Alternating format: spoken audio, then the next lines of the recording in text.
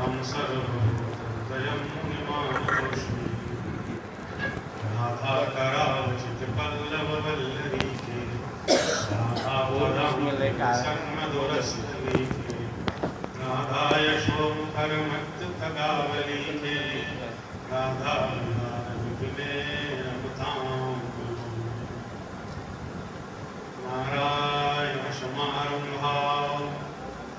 शङ्कराचार्यमध्यमाम् अस्मदाचार्यपर्यन्तां वन्दे गुरुपरम्पराम् नारायणं नमस्कृत्य नरं चैव नरोत्तमं देवीं सरस्वतीं व्यासं ततो जयमुदीरये। राधे राधे राधे जय जय जय श्री राम। राधे राधे राधे जय जय जय श्री राधे। राधे राधे जय जय जय श्री राधे। राधे राधे राधे जय जय जय श्री राधे। गाओ मुख से राधे बोलो मुख से राधे। गाओ मुख से राधे बोलो मुख से राधे। गाओ मुख से राधे बोलो मुख से राधे। गाओ मुख से राधे बोलो मुख से राधे। राधे राधे जपोगे सहारा मिलेगा। राधे राधे जपोगे सहारा मिलेगा। कृष्ण कृष्ण रटोगे किनारा मिलेगा। कृष्ण कृष्ण रटोगे किनारा मिलेगा। सहारा मिलेगा किनारा मिलेगा। सहारा मिलेगा किनारा मिलेगा। मानुष तन ना दोबारा मिलेगा। मानुष तन न दोबारा मिलेगा। राधे राधे राधे जय जय जय श्री राधे। राधे राधे राधे जय जय जय श्री राधे। राधे राधे राधे जय जय जय श्री राधे। राधे राधे राधे जय जय जय श्री राधे। वृंदावन वाली राधे बरसाने वाली राधे। वृंदावन वाली राधे हर्षाने वाली राधे। हर्षाने वाली राधे सरसाने वाली राधे। बरसाने वाली राधे हर्षाने वाली राधे। श्यामा प्यारी राधे हम सबकी प्यारी राधे। श्यामा प्यारी राधे हम सबकी प्यारी राधे। राधे राधे राधे जय जय जय श्री राधे। राधे राधे राधे जय जय जय श्री राधे। श्री वृंदावन बिहारी लाल की जय। श्री गजानन स्वामी की जय। श्री ब्रजधाम की जय। श्री मथुरापुरी की जय। श्री वृंदावन धाम की जय। हमारे समस्त देवी देवताओं की जय। लखन श्री रामचंद्र की उमापति महादेव की जय। श्री बालकृष्ण लाल की जय। ब्रजमंडल में स्थित समस्त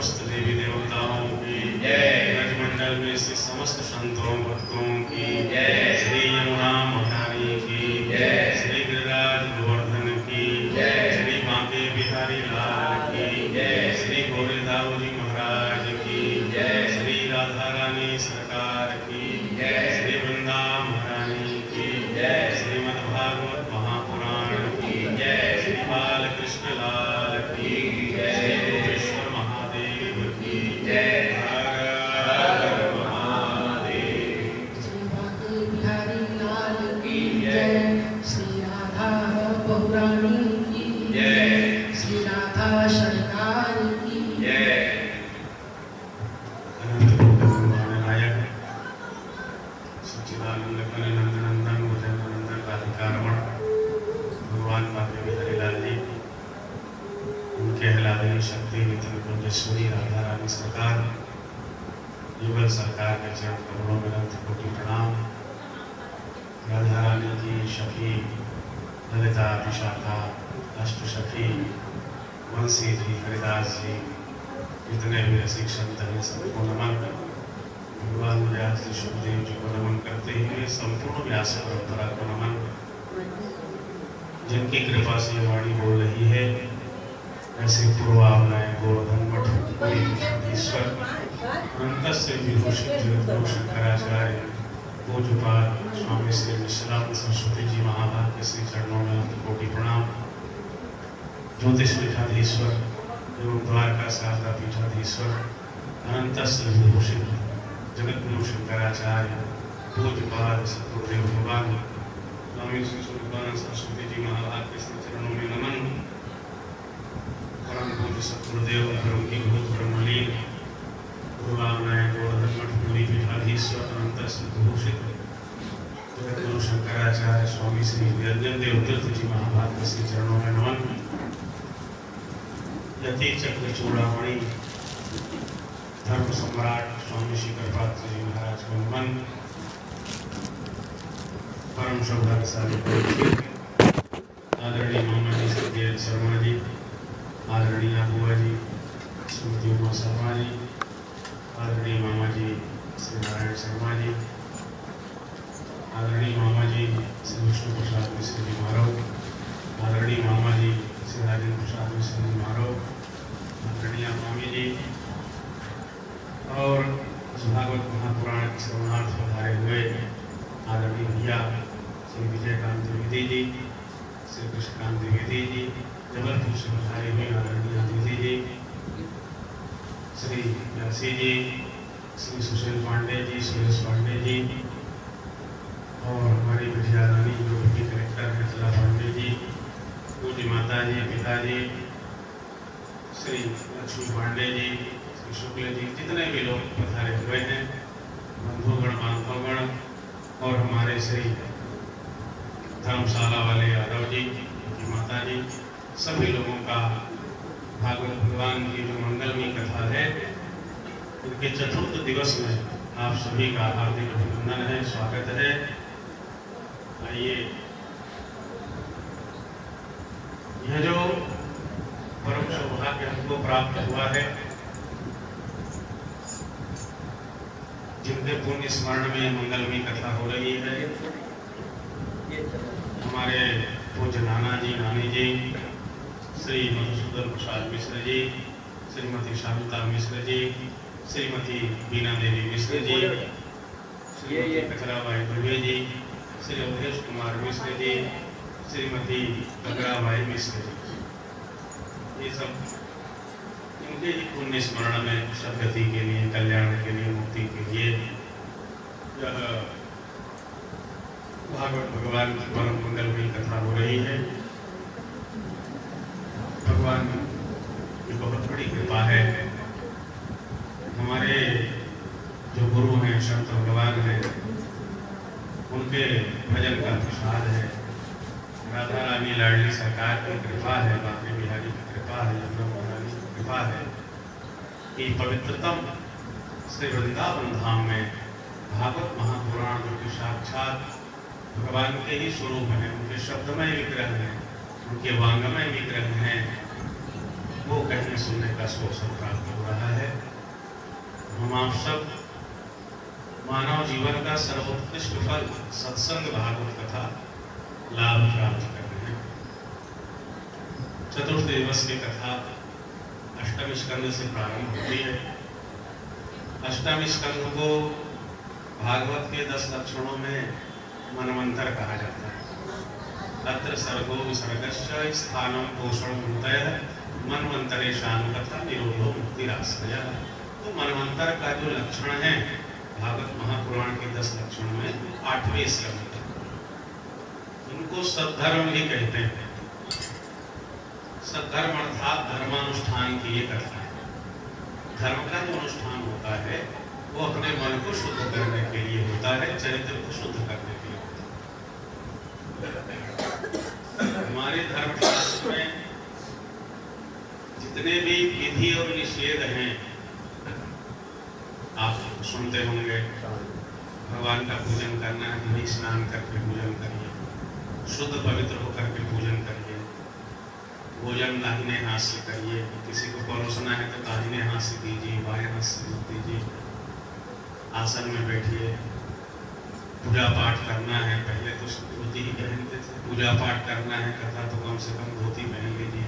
तो ये जितनी चीजें हैं विधि और निषेध जो हमारे शास्त्रों में बताए हैं, तीर्थ यात्रा करें, कहीं जाएं तो पत्नी के साथ करें, दान पुण्य करें तो पत्नी साथ में हो, पूजा पाठ करके है तो पत्नी दाहिने बैठेगी, आशीर्वाद है अभिषेक है तो बाएं बैठेगी, भोजन के समय बाएं, शयन के समय बाएं।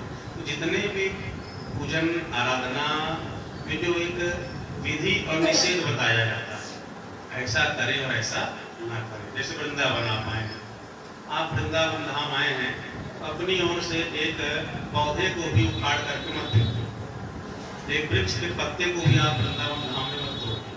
आप अपनी ओर से किसी भी जीव को, किसी भी ब्रजवासी को हमसे कोई कष्ट न हो, ये ध्यान में रख करके वृंदावन धाम का सेवन करना चाहिए। वृंदावन धाम में वर्धमान कुंज में करील के सुंदर वृक्ष थे, वहाँ के जो सेठ जी थे उनको सुंदर बनवा रहे थे। बनवाते बनवाते जो 2 कलील का वृक्ष था उसको कटवाना प्रारंभ कर दिया, भाई इस वृक्ष को काट दो। जैसे ही वृक्ष को काटा गया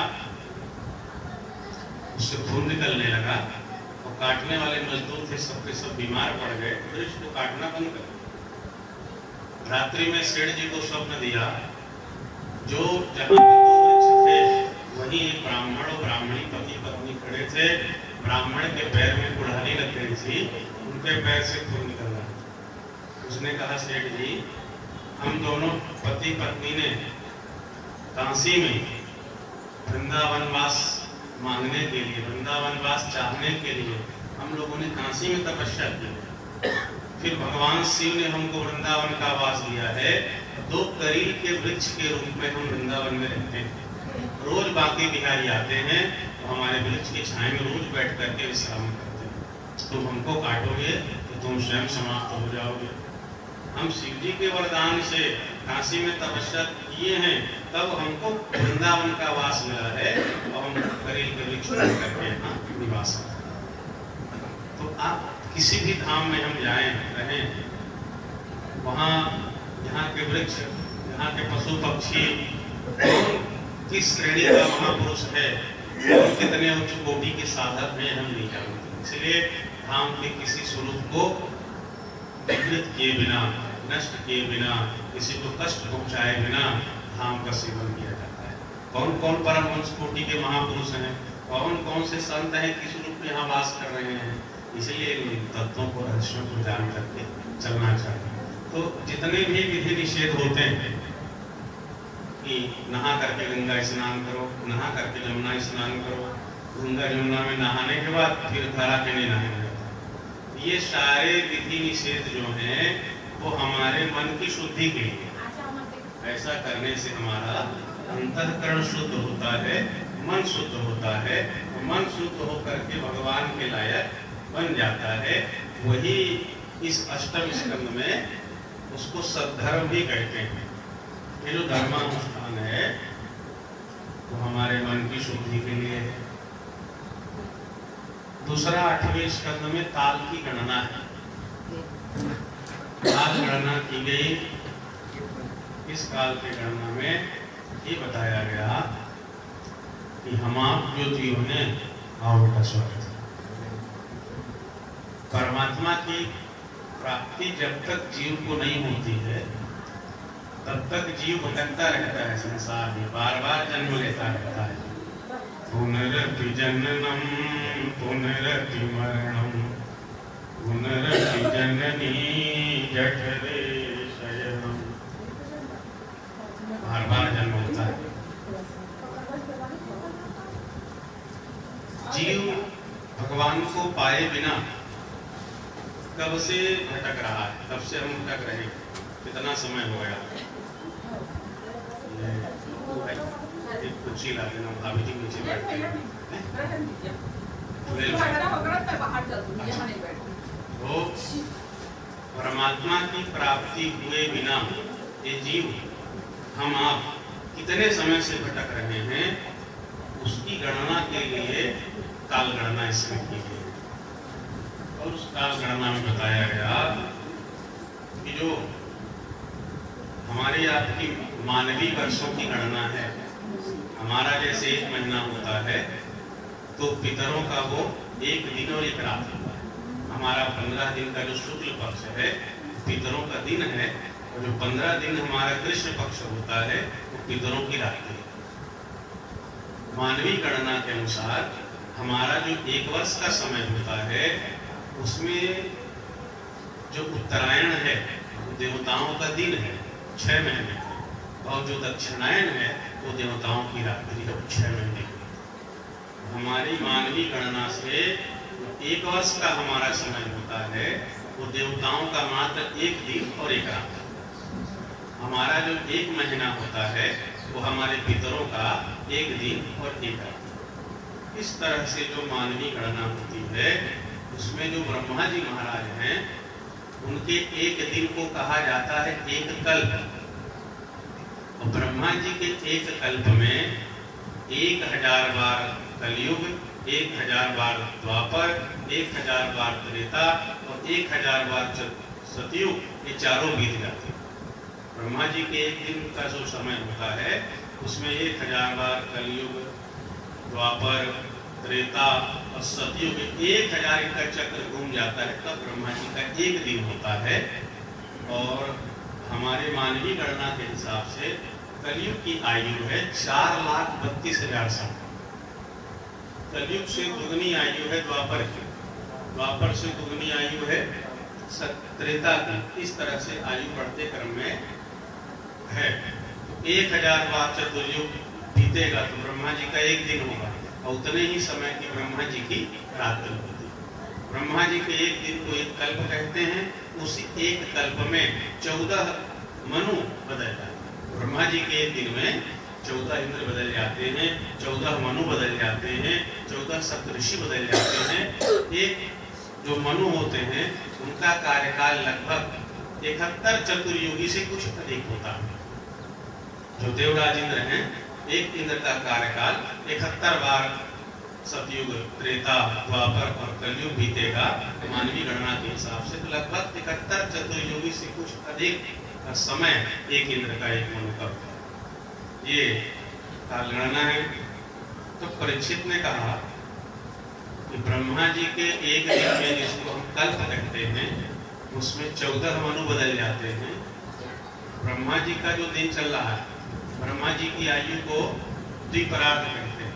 उनके 50 वर्ष तक की आयु प्रथम परार्ध है, और 50 से अधिक जो ब्रह्मा जी की आयु है 51 वर्ष से 100 तक उसको द्वितीय परार्ध कहते हैं। अभी जो ब्रह्मा जी हैं वो ब्रह्मा जी 50 वर्ष के अधिक हो चुके हैं, इसलिए संकल्प कहते हैं। इसलिए श्वेत वाराह कल्प में श्वेत वाराह कल्प चल रहा है, इस कल्प में वाराह अवतार हुआ है। और द्वितीय परार्ध में, द्वितीय परार्ध मतलब अभी जो ब्रह्मा जी हैं 50 वर्ष से अधिक के हैं, दूसरा परार्ध उनका चल रहा है। वैवस्वत मनवंतर है, वैवस्वत नाम का मनवंतर चल रहा है, वैवस्वत मनु शासन कर रहे हैं। परीक्षित ने कहा कि ब्रह्मा जी का जो 1 दिन है इसमें 14 मनु बदल जाते हैं। उस 14 मनवंतर में भगवान के कौन कौन से अवतार हुए और भगवान ने कैसी लीलाएं की, ये आप हमको बताइए। तब सुखदेव भगवान बताते हैं ब्रह्मा जी के 1 दिन में जो 14 मनु हुए उसमें प्रथम जो मनवंतर हुआ जिसमें स्वयंभू मनु हुए, वो जब श्रुति का पाठ कर रहे थे तो असुरों को लगा कि सो गए हैं, तो असुर स्वयंभू मनु को खाने के लिए दौड़े। तो भगवान का याम नाम का अवतार हुआ। याम स्वरूप से भगवान आए और असुरों को मार करके स्वयंभू मनु की भगवान ने रक्षा की। दूसरा मनवंतर हुआ स्वारोचिस, जिसमें भगवान का अवतार हुआ विभु नाम से, भगवान का विभु अवतार हुआ। तीसरा मनवंतर है उत्तम, जिसमें भगवान का सत्यसेन नाम से अवतार हुआ। चौथा मनवंतर है तामस, जिसमें हरि वेधा ऋषि, उनकी पत्नी का नाम हरिणी, उनके गर्भ से भगवान हरि का अवतार हुआ। और भगवान ने ग्राह गजेंद्र को ग्राह के फंदे से छुड़ाया। तो परीक्षित कहते हैं, प्रभु भगवान ने गजेंद्र को ग्राह से कैसे छुड़ाया, ये कथा जरा आप विस्तार से बता दीजिए। तब सुखदेव स्वामी गजेंद्र मोक्ष की कथा कहते हैं।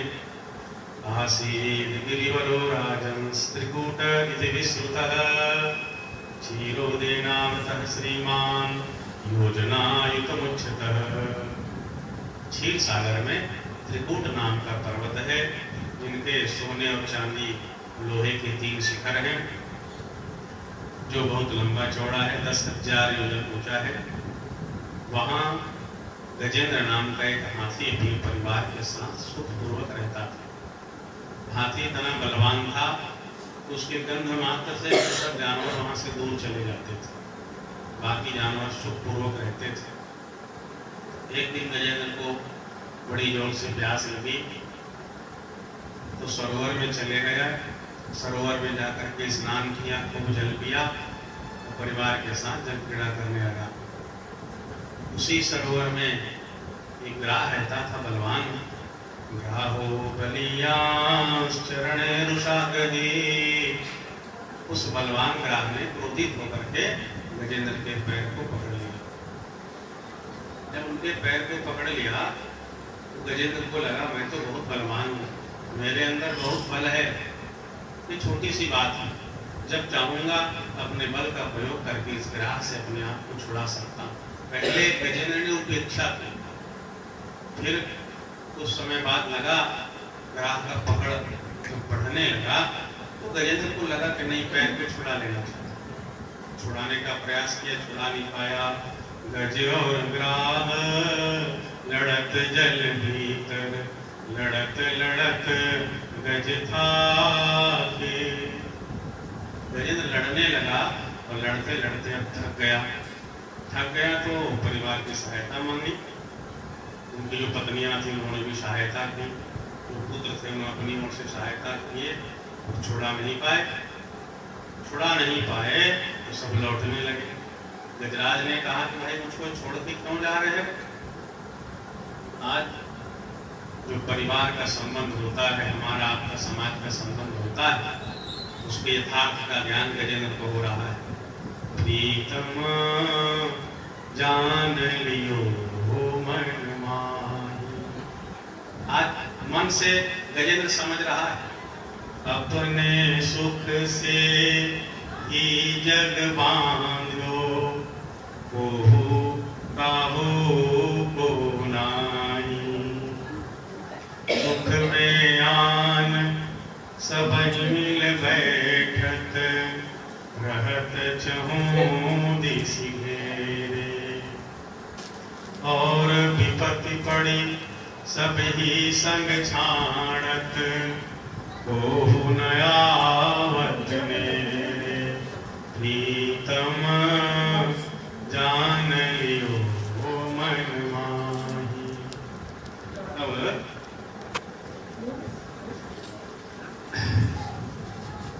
गजेंद्र समझ गया, अपने सुख से ही जग बांधो, कोहू काहू। ये संसार जो है, जो संबंध है, सब अपने सुख और स्वार्थ से बने रहते हैं। जब तक किसी का स्वार्थ सधेगा, सुख मिलेगा आपसे, आपके पास आते रहेंगे। सुख में आन सब ही मिल बैठत, रहत चहूं दिशि घेरे। जब आपके पास संपत्ति है, पद है, प्रतिष्ठा है, लोग आपको घेरे बैठे रहेंगे, आपके बिना किसी काम नहीं चलेगा। सुबह शाम हो जाएगा, आप पूछोगे भाई आप लोग भोजन नहीं किए, कहेंगे भाई आप नहीं आए थे, कैसे भोजन करते, तो साथ ही भोजन करते। और विपत्त पड़ी सब ही संग छाणत, कोहू न आवत नेरे। जब धन समाप्त होता है, पद प्रतिष्ठा चली जाती है, संपत्ति की जगह विपत्ति चली जाती है, तो लोग छोड़ करके जाने लग जाते हैं। गजेंद्र कहता है, मैंने अच्छा किया, बुरा किया, पाप किया, भूख किया परिवार के पोषण के लिए, कहे आप आज मुझको सब छोड़ करके जा रहे हो? पत्नी बच्चे कहते हैं कि देखो ये संसार में जीव अकेला आता है, अकेले ही जाना, अकेले ही मरना पड़ता है, कोई किसी के साथ में नहीं मरता है, इसलिए अपनी मृत्यु स्वयं को मरनी पड़ती है। परिवार जन छोड़ करके चले गए। अब गजेंद्र को जो है भगवान का भरोसा, अब तो मेरा बल भी साथ नहीं दे रहा है, मेरे परिवार भी साथ नहीं दे रहे हैं, बुद्धि भी काम नहीं कर रही है, मैं क्या करूं? तब गजेंद्र जो है भगवान को पुकार करता है। ऐसी ही स्थिति द्रौपदी की हो गई थी जब कौरव सभा में द्रौपदी का चीरहरण किया। भगवान द्वारकाधीश द्वारका में बैठे थे, अनमने से रुक्मिणी ने पूछा आप आज खा कैसे नहीं रहे? द्वारकाधीश ने कहा क्या कहूँ, आज मेरी बहन द्रौपदी की लाज जा रही। रुक्मिणी ने कहा आप यहाँ के मत जाइए, रक्षा करिए। भगवान ने कहा मेरा तो नियम है, जब तक कोई मेरे शरण में नहीं आता है तब तक मैं रक्षा नहीं करता। कहा क्या आपकी बहन आपको बुला नहीं रही? कहा बुला तो रही है, पर मुझको भी बुला रही है, साथ में उनके हृदय में, उनके मस्तिष्क में बात है कि जहाँ पितामह भीष्म बैठे हैं वो जरूर खड़े होकर के कुछ न कुछ कहेंगे, वो एक घटना हो जाएगी। जहाँ द्रोणाचार्य हैं, जहाँ कृपाचार्य हैं और जहाँ पांच महावीर पराक्रमी पति बैठे हैं, तो कोई ना कोई रक्षा करेगा। बुला मुझको भी रही है, पर पूरा भरोसा, पूर्ण समर्पण मेरे प्रति नहीं है। अब पूरा समर्पण नहीं है इसलिए मैं नहीं जा रहा, कि जहाँ जहाँ इनका भरोसा है थोड़ा धोखा खा लें, थोड़ा मन का विश्वास टूट जाए, थोड़ा कष्ट मिल जाए, तो जीवन में जो दुख आते हैं, विपरीत परिस्थितियां आती हैं, वो इसलिए आती है हमको वैराग्य संसार के संबंधों का और संसार के दुख रूपता का, इसकी नश्वरता का ज्ञान। तो जब जीव का अपमान होता है, जीव का तिरस्कार होता है, जीव को जब दुख मिलता है तो वो भगवान से होता है, भगवान की ओर जाता है। पितामह भीष्म कुछ नहीं करते, द्रोणाचार्य कुछ नहीं करते, कृपाचार्य की ओर द्रौपदी देखती है, कहे अरे आपके नाम के पहले ही कृपा शब्द लगा है, आप तो कृपा कीजिए, दूसरे ना करे तो ना करे, नाम है कृपाचार्य है। कृपाचार्य जी ने इशारा किया द्रौपदी एक ही है जो तुम्हारी रक्षा कर सकते हैं, दूसरे इस सभा में कोई नहीं है। तो जब हमारा मन पवित्र होता है, अंतःकरण शुद्ध होता है, तो हम गुरु के इशारे को, ब्राह्मण के इशारे को, ब्राह्मण के इशारे को समझ जाते हैं। द्रौपदी समझ गई कि एक द्वारकाधीश के अलावा रक्षा करने वाला मेरा, तब पुकार पड़ती है द्रौपदी सुता निर्बल भई, आदिन तजियाए निज धाम, दुशासन की भुजा चकित भई, वस्त्र रूप भय श्याम। जब दोनों हाथ को उठा करके द्रौपदी ने पुकारा है कि हे द्वारकाधीश आप आइए, इस कौरव के समुद्र में आपकी बहन मेरी लाज जा रही है, आप आकर के मेरी रक्षा कीजिए। सब जगह से विश्वास हटा, द्रौपदी ने हाथ से साड़ी को पकड़ा, भगवान नहीं आए। अंत में द्रौपदी ने दांतों से साड़ी को पकड़ लिया, भगवान नहीं आए। दांत से भी साड़ी छूट जाती है, किसी का भरोसा ना रहा, फिर हाथ उठा लेती है द्वारकाधीश, मैं और मेरी लाज सब आपके हाथ में है, आप आ जाइए। भगवान का वस्त्रावतार होता है, बोलिए द्वारकाधीश भगवान की।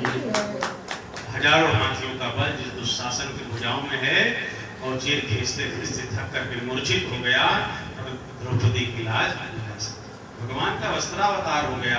भगवान इतने दया सागर करुणा सागर,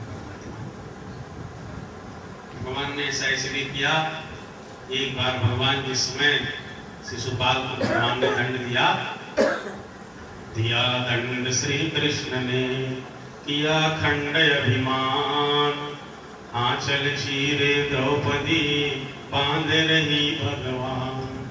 लीला पूर्वक भगवान की उंगली कट गई, तो द्रौपदी सब वस्त्र ढूंढने चले गए। एक आध कपड़ा जो बिना काम का हो देख के लाख भगवान को उंगली बांध दे, वही द्रौपदी थी, तुरंत अपने आंचल को फाड़ करके श्याम सुंदर को उंगली बांध देती। तब भगवान ने कहा द्रौपदी प्रेमांचल में बंध गए, दिया वचन फिर आप, इस ऋण के भुगतान को जग न सकेगा माफ। कहा बहन तुमने अपनी इतनी सुंदर साड़ी फाड़ करके मेरे उंगली में लगा दिया, जिस दिन तुम्हारे इस ऋण का भुगतान करूंगा, जब इस ऋण से मैं पूर्ण होऊंगा, उस दिन संसार उस वस्त्र को नाप नहीं सकेगा। जो छोटा सा वस्त्र आपने मेरी उंगली में बांधा है, समय आएगा तो मैं इसका ऋण चुकाऊंगा। और भगवान जो है कौरव के सभा में उस ऋण को परमात्मा चुकाते हैं। वो शासन थक जाता है, उस वस्त्र को कोई नाप ना सके। भगवान कहते हैं, बहन तुमने अपनी इतनी कीमती साड़ी फाड़ दी।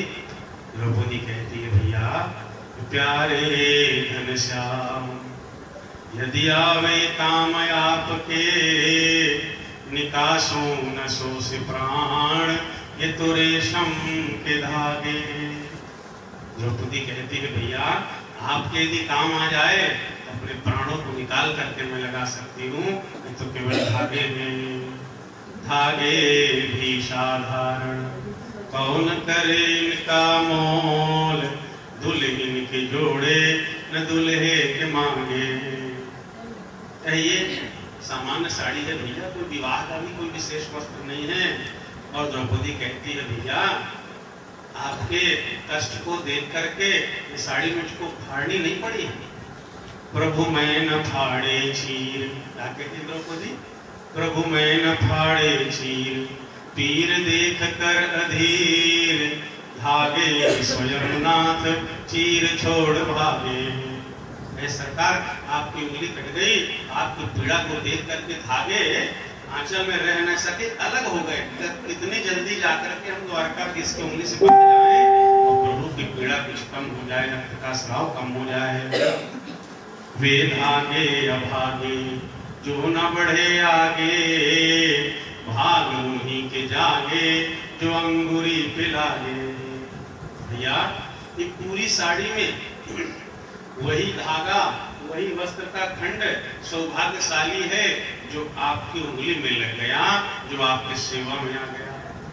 अब ये धागे अभागे जो न बढ़े आगे, वो धागे अभागे हैं भैया जो आपकी सेवा में, आपके काम में नहीं आ सकते। इस वस्त्र का वही खंड सार्थक है, कृतकृत्य है जो आपकी उंगली में लग गया, आपको सेवा में लग गया। इसी तरह से मनुष्य जीवन में हमारी वह विद्या, हमारा वह धन, हमारे जीवन का वह समय, वह तन, वह काल धन्य है जो परमात्मा की सेवा में लगा। जो कुछ हम परमात्मा को अर्पण कर देते हैं, आपके जीवन का यह दिव्यतम समय जो आप वृंदावन धाम में हैं। वृंदावन धाम में भगवान की कथा कह रहे हैं, हमको भी भगवान के गुण गाने का अवसर मिल रहा है। ये हमारे आपके जीवन का दिव्यतम समय है, इससे अच्छा क्षण हम पा ही नहीं सकते। भगवान के धाम में है, राधा रानी के हृदय में है, तो भगवान के गुणों को गाने का, सुनने का अवसर मिल रहा है। बोलिए राधा रानी सरकार की। तो भगवान आते हैं जब हमारा पूर्ण समर्पण होता है, पूरा विश्वास होता है। बात यह है कि हम आप भगवान को बुलाते तो जरूर हैं, पर पूर्ण समर्पण हमारे अंदर नहीं होता। भगवान को पुकारेंगे, कहीं कहीं लगता है भाई कि मेरे बैंक में तो 10 करोड़ रुपया है, पैसे से काम बन जाए। किसी को लगता है मैं बहुत बुद्धिमान हूँ, भगवान को बुलाता तो है, लगता है अपनी बुद्धि के प्रयोग करके काम को बना लूंगा। किसी को लगता है मेरे परिवार वाले बहुत हैं, परिवार की सहायता से काम बना लूंगा। किसी को लगता है मैं बड़ा बलवान हूँ, अपने बल से अपने काम को बना लूंगा। तो हम बुलाते हैं भगवान को, याद तो करते हैं, पर जैसा द्रौपदी जी ने बुलाया, जैसे गजेंद्र ने बुलाया, पूर्ण समर्पण से। संसार में किसी का कोई भरोसा नहीं, न धन का, न बल का, न शरीर का, न संबंध का, न अपनी बुद्धि का। अब 16 आने में 16 आने समर्पण होता है, 100% में 100% समर्पण होता है। तो आपको बुलाने में देर है, तो बाकी बिहारी का आने में कोई देर नहीं होती। वो वृंदावन बिहारी बुलाने में देर है, वो समर्पण एक बार बन जाए, सरकार तो आपके आगे पीछे चलना है, वो भाव आ जाना चाहिए। अब गजेंद्र ने देखा कि अब परिवार का कोई भरोसा नहीं है, अब तो ठाकुर ये जीवन आपके हवाले, जीवन है तेरे हवाले मुरलिया वाले। क्या कहता है गजेंद्र? कहे अब तो डूबने वाला हूं सरकार, जो है आपके हवाले है, चाहे बचा लो चाहे उबार लो। तो गजेंद्र एक कमल का पुष्प था, सरोवर में डूबने लगा, केवल उनका सूंड बचा था, कमल के पुष्प को तोड़ लेता है। कमल का जो फूल है ब्रह्मा की सृष्टि से हट करके है। भगवान नारायण से कमल उत्पन्न हुए, कमल से ब्रह्मा जी। ओम नमो भगवते तस्मै यते तच्चिदात्मकं पुरुषायादि बीजाय परेशायाभि धीमहि। एवं गजेन्द्र मुखवर्णित निर्विशेषं ब्रह्मादयो विविधलिङ्गभिदाभिमाना नैते यदोप सश्रीपूर्णिखिलात्मकत्वा तत्राखिलामरमयो हरिराशिराशि। गजेंद्र सुंदर स्तुति करने लगे। स्तुति करते करते अन्य देवता तो नहीं आए, दूसरे देवता थे जो अपने शरीर को और अपने उस नाम को अपना स्वरूप मानते थे। कहे जब गजेंद्र हमारा नाम लेकर के बुलाएगा तो हम जाएंगे। तब भगवान ने देखा कि सर्व स्वरूप में मैं हूं, भगवान हरि चले आए। और जब देखा गरुड़ में सरकार आ रहे हैं तो सोमतः सरस्यु रुबलेन गृहीत आर्तो दृष्ट्वा गुरुमति हरिं खौपात चक्रम। देखा कि गरुड़ में सरकार वैकुंठाधिपति आ रहे हैं तो कमल को उठा करके शिवसाम्बुजकरं गिरिमान वृक्षान् नारायण अखिल गुरु भगवन नमस्ते। फिर कहा हे नारायण, हे जगत गुरु, आपको पुष्प अर्पण करता हूँ। कमल के पुष्प को फेंक करके भगवान के चरणों में अर्पण कर दिया। जैसे ही भगवान ने देखा कि मेरा तो भक्त कहीं डूबा जा रहा है, तो भगवान को लगा कि गरुड़ को चलने में देर हो रही है, मैं बैठा रहूंगा तो विलंब ना हो जाए, गजेंद्र डूब ना जाए। तो भगवान फिर गरुड़ से कूद पड़े, कूद करके आ गए, सुदर्शन चक्र को फेंका और आते ही भगवान ने सूर पकड़ करके सरोवर से गजेंद्र को बाहर कर दिया। ग्राहाद विपाटित मुखा दरिणा गजेंद्रम संपश्यताम हरिरमोच दुस्त्रियाणाम। जैसे बाहर आए तो भगवान ने सुदर्शन चक्र से हरिणा चक्रेण ग्राहात मुखात विपाटितवान, अपने चक्र से ग्राह के मुख को भगवान फाड़ देते हैं और गजेंद्र को मुक्त करते।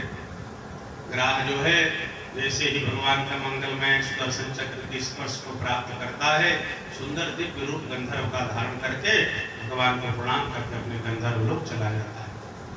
भगवान तो तारते ही हैं, पर यदि भक्त के चरण को आदमी पकड़ ले, भगवान कहते हैं जो मेरे संत के, मेरे भक्त के चरणों को पकड़ लेता है उसको मैं और पहले तार देता हूँ। बोले भक्तवत्सल भगवान की। और जो गजेंद्र था उनका भी दिव्य स्वरूप हो गया। गजेंद्र को अपने साथ गरुड़ पे बिछा करके भगवान अपने धाम लेके चले गए। बोलिए भक्तवत्सल भगवान की। क्योंकि ग्राह ने ऐसी कोई प्रार्थना नहीं की थी। जब गजेंद्र प्रार्थना करते हैं तो गजेंद्र ने यह भी कहा प्रभु ग्राह से तो छुड़ाओ ही, और ये जो शरीर है, अविद्या है, माया है, ये संसार का चक्कर है, इससे भी मुझको छुड़ा दीजिए, दोबारा यहाँ आना ना पड़े। तब इसलिए भगवान ने गजेंद्र को तो मुक्त कर दिया, अपना धाम दे दिया। ग्राह जो था, ग्राह ने कोई प्रार्थना नहीं की थी, उनको श्राप से मुक्त करके ग्राह को गंधर्व लोक भेज दिया। यह जो गजब और ग्राह का पावन प्रसंग है, इसका आध्यात्मिक स्वरूप यह है कि संसार ही सरोवर है। जितने हम आप जीव हैं सब गजन है, और जो काल है वो ग्राह है। इसलिए जब काल पकड़ लेता है जीव को, हमको आपको, तो कोई परिवार, कोई संसार, कोई धन, कोई संपत्ति छुड़ा नहीं सकता है। इसलिए काल के ग्राह से जीव बनता है, एक ही चीज हमारे काम आ सकती है, वो है भगवान की आराधना, भगवान की भक्ति, भगवान की कथा, भगवान की सेवा, भगवान की पूजा। परमात्मा, कालातीत परमात्मा ही काल से आपकी रक्षा कर सकते हैं। काल जिनके वश में है वो परमेश्वर, वो महाकाल, वो द्वारकाधीश, वो बांके बिहारी, वही हमारी रक्षा कर सकते हैं। इस प्रसंग का संदेश यही है कि सरोवर रूपी संसार में हम आप सब बैठे हुए हैं। त्रिकूटाचल पर्वत त्रिगुणात्मिका माया है, सत्वर स्तंभ वाली, और ग्राह जो है काल का स्वरूप है, हम आप जीव के स्वरूप हैं। और काल सबको पकड़ता ही है, और काल पकड़ लेता है तो कोई छुड़ा नहीं सकता। इसलिए भगवान की आराधना ही उपाय है, परमात्मा की भक्ति ही उपाय है। जैसे गजेंद्र ने उपासना की थी, वैसे भगवान की आराधना करिए। जो गजेंद्र मोक्ष है, इसका जो नित्य पाठ करते हैं, इसके दो फल हैं। सांसारिक फल ये है कि वो व्यक्ति ऋण मुक्त हो जाता है। जो पैसा कर्जा उधारी हो वो सब आप ऋण से मुक्त हो जाओगे। दूसरा सबसे बड़ा फल यह है, मृत्यु के समय अंतःकरण शुद्ध होता है और भगवान की याद। गजेंद्र मोक्ष पाठ करने का यही मेन फल है, मुख्य फल, कि मरते समय भगवान की याद आ जाती है, सबके दिलों कल्याण हो जाता है। बोलिए द्वारकाधीश भगवान की। जो था पूर्व जन्म में भृगु नाम का गंधर्व था, जो देवताओं को हंसाने का, प्रसन्न करने का कार्य करते हैं। का नाम ही है भृगु। जल के अंदर रहता था, कोई संत महात्मा आए तो पैर पे पकड़ लेता, तो डर जाते तो हंसने लग जाते। रुद्रदेवल नाम के महात्मा एक बार आए, उनके भी पैर को पकड़ा, तो महात्मा ने श्राप दे दिया, कहे तुम जल के अंदर पैर पकड़ते हो, जाओ कहीं ग्राही हो जाओ, तुम्हारा काम ही रहेगा, जल में जो आए पैर पकड़ो। तो हाथ जोड़ लिया, कहा महाराज चाहे जैसे हो, मैंने एक संत के चरण को भी तो पकड़ा है, आपके चरण को पकड़ा है, इसलिए कृपा करिए। तो कहा ठीक है बेटा, ऐसे चरण पकड़ते रहना, और चरण पकड़ते पकड़ते जिस दिन गजेंद्र के चरण पकड़ लोगे, उस दिन भगवान द्वारकाधीश तुम्हारा भी उद्धार कर देंगे। गजेंद्र जो है पूर्व जन्म में द्रविड़ देश का पांड्यवंशी राजा था, इसका नाम था इंद्रद्युम्न। ये मलय पर्वत पर अपनी जटा को बढ़ा करके, बाल को बढ़ा करके भगवान की आराधना कर रहा था। महर्षि अगस्त्य जी आए, अगस्त्य जी खड़े होकर के इन्होंने प्रणाम नहीं किया, अभ्युत्थान नहीं किया, नमस्कार नहीं किया। अगस्त्य जी ने कहा यथा गजः स्तब्धमति सएव। महापुरुष के आने पर भी हाथी के समान बैठे हो, कह जाओ तुम हाथी हो जाओ, गज हो जाओ। इन्होंने भी चरण पकड़ करके क्षमा मांगी। तो कहा ठीक है, प्राज्ञन मन्यु शिक्षितम, तुमने जो आराधना की है, जो भगवान की याद है, वो विद्या आराधना तुमको गजेंद्र योनि में भी बनी रहेगी। नहीं तो हाथी को स्तुति करेगा। ये उनके आशीर्वाद से आराधना जो है पूर्व जन्म की याद थी, इसलिए गजेंद्र सुंदर स्तुति करते हैं। इस तरह से पावन जो है गजेंद्र मोक्ष का प्रसंग। और आइए थोड़ा भगवान का भजन कीर्तन कर लेते हैं। अब एक भजन करने के बाद कथा प्रसंग में आगे चलेंगे। बोलिए भागवत भगवान की। मामा जी एक भजन सुना दीजिए भैया।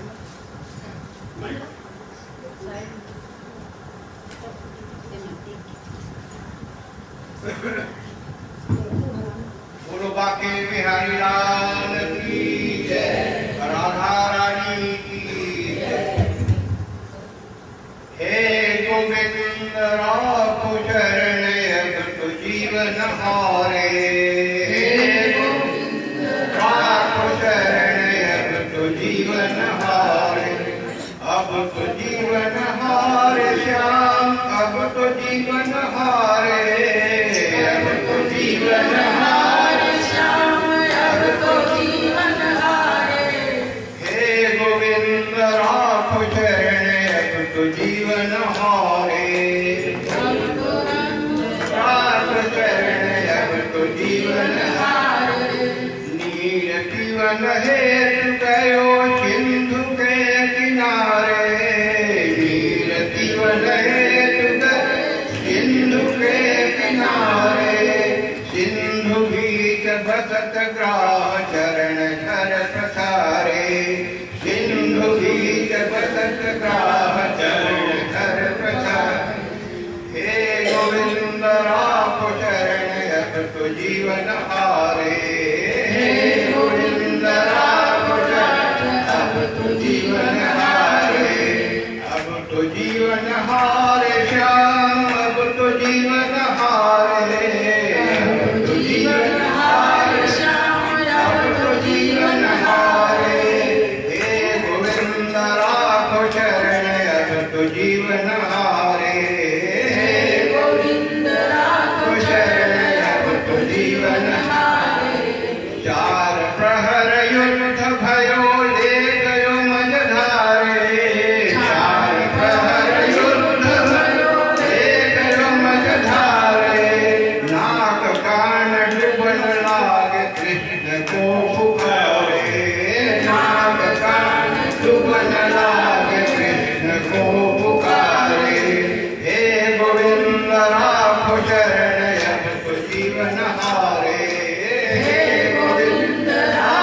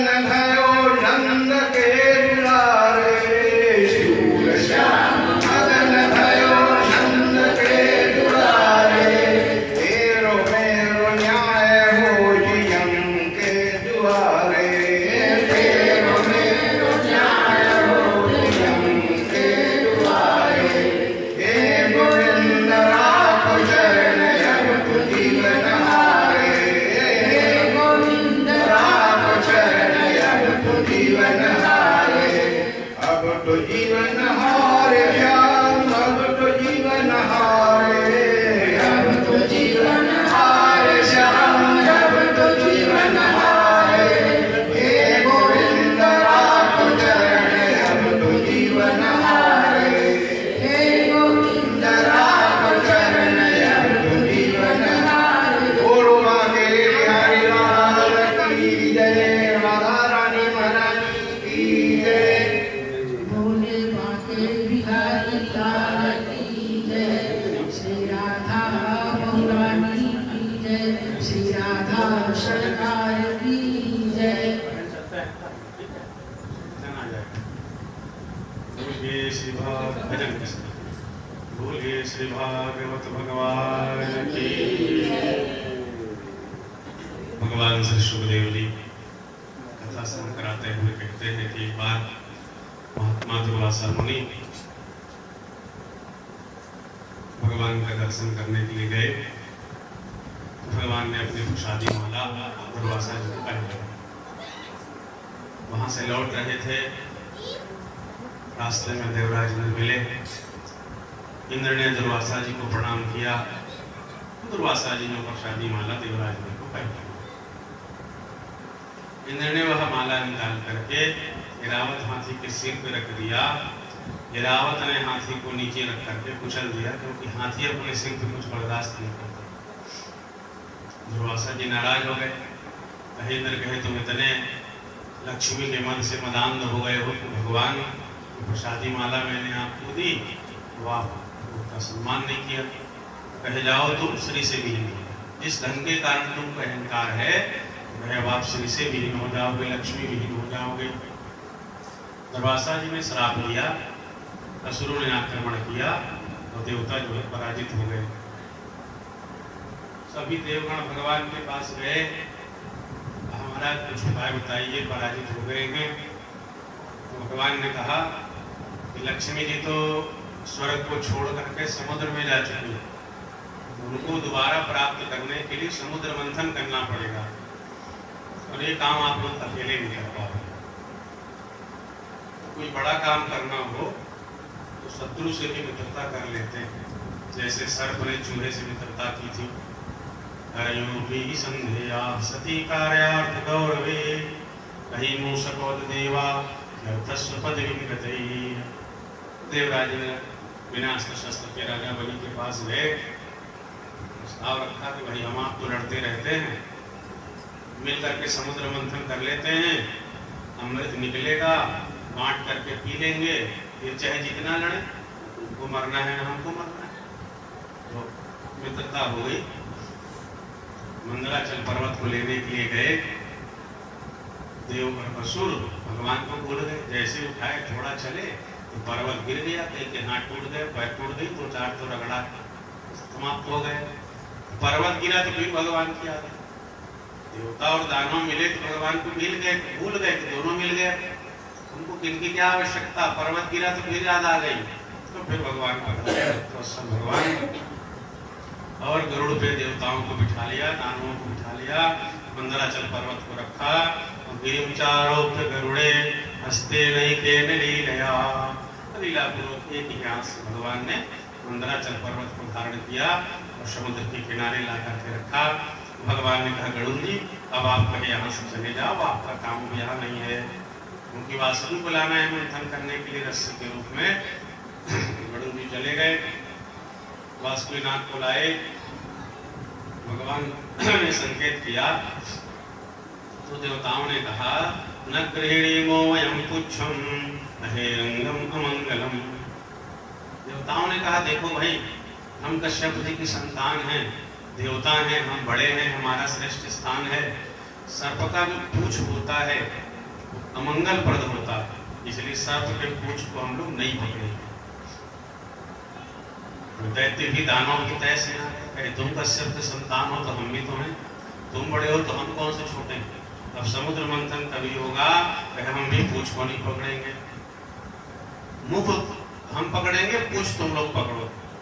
भगवान ने कहा चलो भाई ठीक है, जो जिधर रहना है एक बार तय कर लीजिए, आगे चल के फिर सिर तरफ फिर पूंछ तरफ मत करना। दैत्यों ने कहा ठीक है महाराज, हम प्रारंभ से अंत तक सर्प के मुख को पकड़ेंगे और जितने देवता है सब पूंछ पकड़ेंगे। भगवान ने कहा ठीक है। चालू हुआ मंथन। जैसे मंथन चालू हुआ, वासुकी के मुख से जहर निकले, आग निकले। जो जहर निकले उनका शरीर और काला पड़ जाए और झुलस जाए, पछताने लगे, काहे बेकार में बड़े बन गए, मुख को पकड़ लिया। मंथन करते हैं मेहनत और लगता है, और वासुकी के मुख से निकलने वाले सर्प जहर से जलन और होती है। इस तरह भगवान युक्ति से भगवान देवताओं की रक्षा करते हैं। समुद्र मंथन होने लगा। भगवान श्री हरि भी पीताम्बर कमर में बांध करके देवताओं को ला कर भिड़ गए। मंदराचल पर्वत डूबने लगा। भगवान ने गणेश की आराधना कराई। भगवान सुंदर कच्छप उतार लेते हैं। कृत्वा वपुकाच्छपमद्भुतं कविशतोऽयं गिरिमोज्जहार। बोलिए कच्छप अवतार भगवान की। पूजा प्रणाम कर लीजिए। भगवान का मंगल में कच्छप अवतार हुआ। 1 लाख योजन भगवान की विशाल पृष्ठभाग, 12 लाख किलोमीटर, उस पर भगवान जाते हैं और मंदराचल पर्वत को नीचे से धारण कर लिए। भगवान सहारा दे दिए। भगवान नारायण असुरों का भी बल बढ़ा रहे हैं, देवताओं का भी बल बढ़ा रहे हैं। समुद्र मंथन चला। देवताओं के हिसाब से 12 दिन तक समुद्र मंथन चला। हमारे और आपकी गणना में 12 साल तक समुद्र मंथन चला है। सबसे पहले विष निकला, 50,000 करोड़ टन विष निकला। विष निकला तो सब व्याकुल हो गए और कहा क्या करें, भोलेनाथ की प्रार्थना करो। सब भगवान शंकर के चरण में चले गए और भगवान शिव से प्रार्थना करने लगे। देव देव महादेव भूतात्मन भूत भावना त्राहिणः शरणापन्नास त्रैलोक्य दहनाधीशा। कहते हैं प्रभु हम आपकी शरण में हैं और कृपा करके हमारी रक्षा कीजिए। आप यदि इस समय हमारी रक्षा नहीं करेंगे तो त्रिलोकी जल करके भस्म हो जाएगी। अब कोई न सहारा बिन तेरे, महाकाल गंगाधर मेरे। अब कोई न सहारा बिन तेरे, महाकाल गंगाधर मेरे। इस तरह से प्रार्थना करते शिव जी से, सरकार आप रक्षा नहीं करोगे, ये जहर से त्रिलोकी समाप्त हो जाएगा। भगवान शंकर पार्वती को देखते हैं। माता पार्वती उनके सामर्थ्य को जान करके अनुमोदन करती है। भगवान शिव पधारे हैं वहां। ततः करतले कृत्य व्यापी हलाहलम विषम अवक्षयन् महादेवः कृपयाभूत भावनः। भगवान शिव ने जो जहर था अपने करतल में ग्रहण कर लिया और लेकर के भगवान शिव जहर को पी गए। पीने के पूर्व भगवान ने युक्ति लगाई, रात शब्द का उच्चारण किया और जहर को पी करके भगवान ने मां शब्द का उच्चारण कर दिया। नाम प्रभाव जान शिवनी को, कालकूट फल दीन अमी को। भगवान शिव जो है भगवान के नाम की महिमा को जानते हैं, तो विष में भी उन्होंने भगवान को जोड़ दिया, राम को जोड़ दिया। विष में राम जुड़ गए तो मारने वाला विष भी विश्राम बन गया। बोलियो उमापति महादेव की। यच्चकार गले नीरम तच्च साधोर विभूषणम। भगवान ने इस विष को अपने कंठ में ही धारण कर लिया। भगवान का कंठ नीला पड़ गया, तब से भोले बाबा का नाम पड़ा नीलकंठ। बोलिए नीलकंठ भगवान की।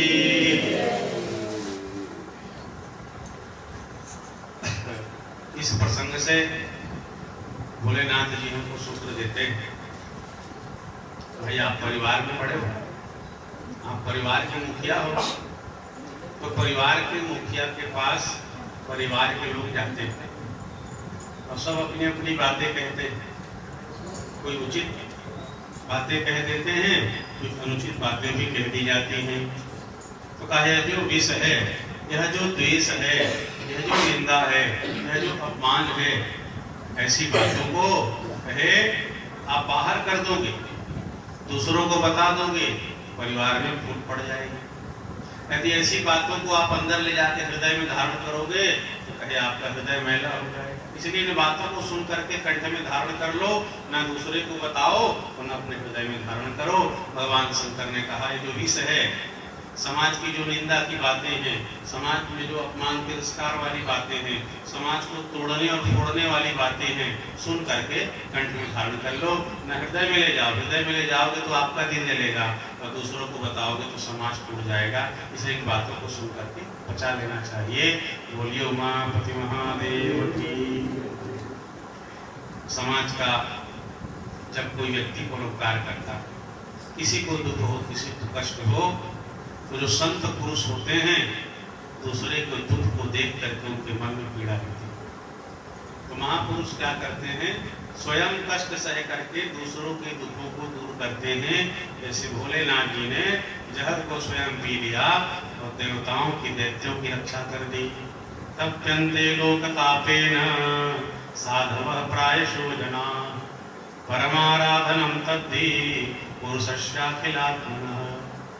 व्यास जी कहते हैं कि परोपकार करते समय, भलाई करते समय, दया करते समय जो हमको दुख उठाना पड़ता है, कष्ट उठाना पड़ता है, ये कष्ट उठाना भी भगवान की आराधना हो जाती है। आप परोपकार कर रहे हैं, दूसरे की भलाई कर रहे हैं, तो भलाई करते समय, परोपकार करते समय आप जो कष्ट सहते हो, आप जो दुख उठाते हो, पुरुषस्याखिलात्मनः परमाराधनम तद्धि पुरुषस्याखिलात्मनः, आपका वो कष्ट सहना भी वाकई बिहारी की आराधना है, भगवान की आराधना है, वो भगवान की सेवा है।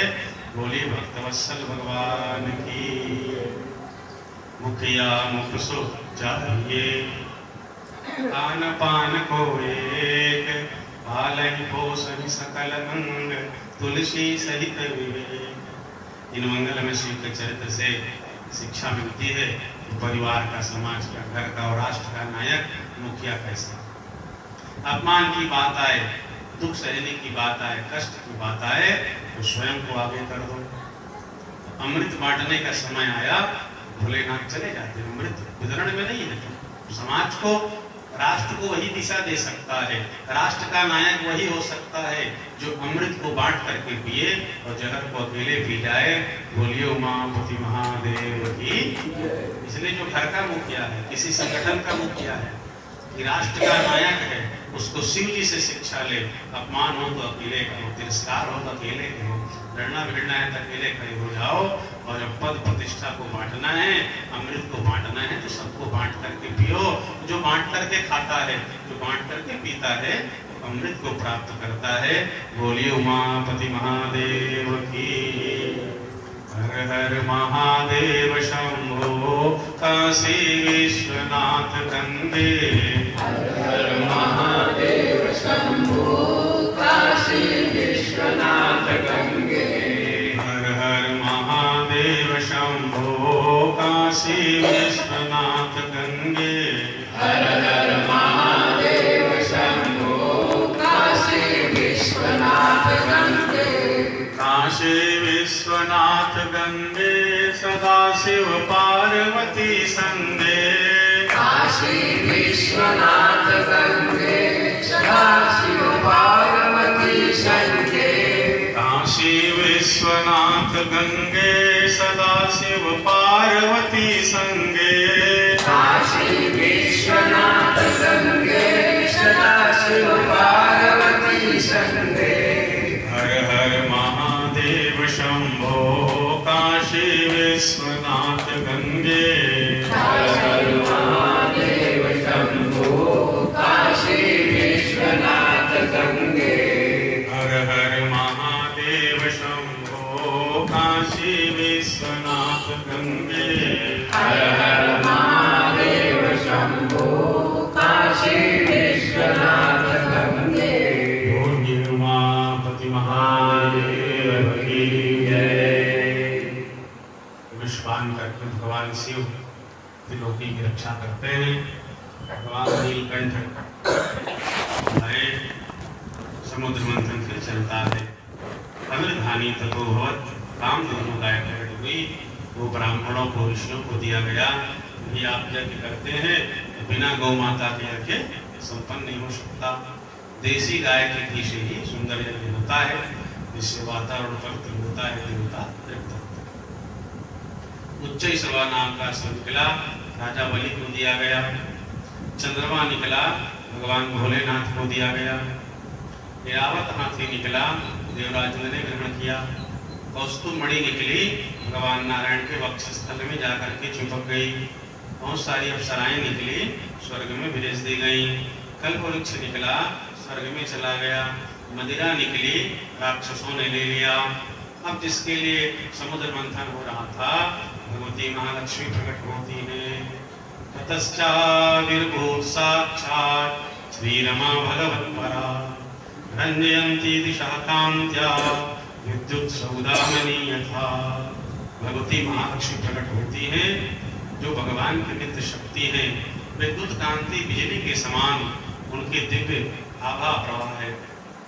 और महालक्ष्मी के प्रकाश से चारों दिशाएं जगमगा रही थी। चारों तरफ दिव्य प्रकाश प्रकाशित हो रहा था। उनके श्री विग्रह से उनका लावण्य, उनका स्वरूप, उनकी अद्भुत प्रभा प्रकट हो रही थी। माता महालक्ष्मी के हाथों में वरमाला थी। तो जितने दैत्य थे, दानव थे, सब पंक्ति बना करके बैठ गए। जिनके हाथ में वरमाला है, तो जिनका चाहेंगे वर्ण कर लेंगे। माता वरमाला लेकर के चलती है। देखिए कि सामने दुर्वासा ऋषि बैठे। हाँ, तपस्वी हैं, बड़े अच्छे हैं, पर इन्होंने क्रोध को नहीं जीता है। सेवा में कहीं थोड़ी चूक हो गई तो श्राप दे देंगे। दैत्यों को देखा, कहे बलवान हैं, किंतु उनकी उम्र का ठिकाना नहीं है, क्योंकि भगवान के वेद के विरोधी हैं, कभी भी समाप्त हो सकते हैं। भोलेनाथ जी को देखा, कहा सब कुछ बढ़िया है, पर इनका वेश अमंगल है। वेशभूषा जो है वो रुचने लायक नहीं है। फिर भगवान नारायण को देखती हैं, कहे सब प्रकार से अच्छे हैं, पर सुमंगल कश्य न कांक्षते ही माम। इनका तो मंगल और अमंगलहारी सब कुछ बढ़िया है, पर मेरी ओर देख ही नहीं रहे। मैं तो इनको चाहती हूँ, ये मुझको नहीं चाह रहे हैं। पर कहे नारायण की विशेषता, ये भगवान की विशेषता है। और लक्ष्मी जी जाकर के भगवान नारायण के गले में वरमाला डाल देती हैं। बोलिए लक्ष्मी नारायण भगवान की। लक्ष्मी नारायण नारायण नारायण। लक्ष्मी नारायण नारायण नारायण। लक्ष्मी नारायण नारायण नारायण। लक्ष्मी नारायण नारायण नारायण। लक्ष्मी नारायण नारायण नारायण। लक्ष्मी नारायण नारायण नारायण। लक्ष्मी नारायण भगवान की। इस तरह से 14 रत्न प्राप्त होते हैं। विष निकला, उच्चैश्रव अश्व निकला, ऐरावत हाथी, कामधेनु गाय, कौस्तुभ मणि, ब्रह्मा इत्यादि अप्सरा, वारुणी मदिरा, शारंग धनुष, कल्पवृक्ष, लक्ष्मी जी, शंख, चंद्रमा, धन्वंतरी और अमृत। इस तरह से 14 रत्न निकले। फिर भगवान धन्वंतरी अमृत कलश लेकर के निकलते हैं। जैसे ही अमृत कलश लेकर के आए, दैत्य जो थे कलश को लेकर के दूर चले गए। अमृत करके हम पिएंगे। देवता उदास हो गए। भगवान ने कहा चिंता मत करो, साधेश्य स्वमाया, अपनी माया का प्रयोग करके मैं आपका काम बना दूंगा। इधर दैत्य जो हैं अमृत का कलश रखे हुए हैं, आपस में लड़ने लगे। अहम पूर्वम न त्वमिति प्रभो। कहा पहले मैं पीऊंगा तुम नहीं पियोगे। आपस में कलह होने लगा। और भगवान श्री हरि देवताओं का काम मनाने के लिए भगवान का मंगलमय मोहिनी अवतार होता है। अहो रूप अहो धाम अहो अश्यानवमयः। बोलिए मोहिनी अवतार भगवान की। भगवान का इतना सुंदर मोहिनी अवतार हुआ। अब भगवान चल रहे हैं। बड़ी प्यारी पायल की झंकार है। इतनी अद्भुत शोभा भगवान मोहिनी जी की है। भगवान उस अद्भुत स्वरूप को लावण्य को देख करके सब आश्चर्यचकित हो गए और भगवान के स्वरूप को देख करके मोहित हो जाते हैं। भगवान से पूछने लग जाते हैं तात्वं कंजफलासाक्षी कुतो वा किंचिदृशसि। हे कमल नयनी, हे आप कौन हैं? पुनः परिचय दे करके उन्होंने पूछा कि भाई बताओ आप कौन हो? अपना परिचय देते हैं कि वयम कश्यप दायादा भ्रातरः कृत पौरुषा। कहे हम कश्यप ऋषि की संतान हैं और हम लोगों ने समुद्र मंथन किया है, जब ये अमृत प्राप्त हुआ है। उन्हें ये पूछती भाई आप लोग तो बड़े पराक्रमी हैं, क्या आप लोगों ने अकेले ही समुद्र मंथन करके अमृत प्राप्त कर लिया? जैसे ने कहा नहीं देवी, समुद्र मंथन तो देवता दानव दोनों ने मिलकर के किया। तो कहा दोनों ने मिलकर के समुद्र मंथन किया है तो अमृत दोनों में बंटना चाहिए। कहा ठीक है देवी, कहे अमृत आप बांट दो। मोहिनी जी ने कहा भाई मैंने तो ऐसा नहीं सोचा था कि महात्मा कश्यप की संतान इतनी मूर्ख होगी।